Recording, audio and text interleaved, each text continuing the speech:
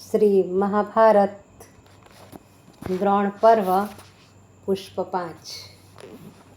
संजय ने कहा, राजन, उस दिन भी अमित पराक्रमी कौंतेय ने द्रोण की संकल्प सिद्धि न होने दी।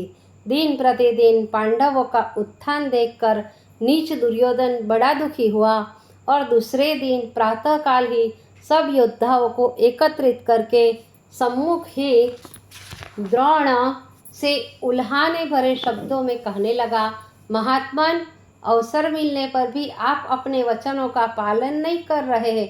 इसे हम आपकी विवशता समझे या हमारे प्रति उदासीनता? महापुरुष अपने भक्तजनों को वचन देकर निराश नहीं करते। आपने प्रसन्न होकर हमें वरदान तो दे दिया, किंतु उसे पूरा नहीं कर पा रहे। दुर्योधन की बातों से दुखी तथा लज्जित होते हुए आचार्य ने कहा, कुरुनंदन, राजा होते हुए तुम्हें इतना उथलापन शोभा नहीं देता। तुम स्वयं देख रहे हो कि हम प्राणपण से चेष्टा करते हैं, लेकिन श्री कृष्ण की चातुरी और अर्जुन के पराक्रम के सम्मुख हमारी एक भी चेष्टा सफल नहीं हो पाती। भला अर्जुन जिसके रक्षक है कोई भी बंदी कर सकता है। इसमें भी विश्व नियंता श्री कृष्ण उनके शुभ चिंतक है। फिर भला मेरा बल क्या काम कर सकता है? खैर, आज हम एक ऐसे व्यूह की रचना करेंगे कि उसके भीतर जो पांडव वीर पड़ जाएगा कदापि जीवित न बचेगा। लेकिन अर्जुन को यहाँ से दूर हटा दो, क्योंकि वह युद्ध संबंधी सभी विशेष कलाओं में पूर्ण पारंगत है। भगवान शंकर, देवराज इंद्र और द्रोण के पट शिष्य अर्जुन के सिवाय इस व्यूह का भेदन और कोई नहीं कर सकता।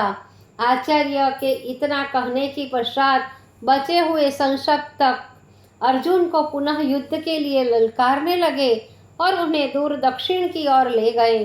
वहां अर्जुन और संशप्तकों का घमासान युद्ध होने लगा। इधर सुअवसर पाकर आचार्य द्रोण ने चक्रव्यूह की रचना की। समस्त महापराक्रमी राजाओं को इसमें सम्मिलित किया। व्यूह अग्रभाग में स्वयं महारथी द्रोण खड़े हुए और दुर्योधन, कर्ण, दुशासन तथा कृपाचार्य व्यूह के मध्य भाग में खड़े हुए। तदनंतर दोनों सेनाओं में रोमांचकारी तुमुल युद्ध प्रारंभ हो गया। पांडव सेना ने महाबली भीम को आगे करके द्रोण द्वारा रक्षित भयानक व्यूह पर आक्रमण किया, लेकिन पांडव पक्ष का कोई भी योद्धा व्यूह के प्रवेश द्वार तक न पहुंच सका। आचार्य द्रोण ने अपनी बाण वर्षा से सबको आगे बढ़ने से रोक दिया। अर्जुन की अनुपस्थिति में युधिष्ठिर यह निश्चय ही नहीं कर सके कि आज के इस गुरुत्तर भाग को किसके सुपुर्द किया जाए। अर्जुन पुत्र अभिमन्यु ने धर्मराज के समक्ष आकर प्रार्थना की और कहा, हे पितादेव, युद्ध के समय आज आप चिंतित क्यों हैं? धर्मराज ने कहा, पुत्र अभिमन्यु, आज आचार्य द्रोण के चक्रव्यूह का निर्माण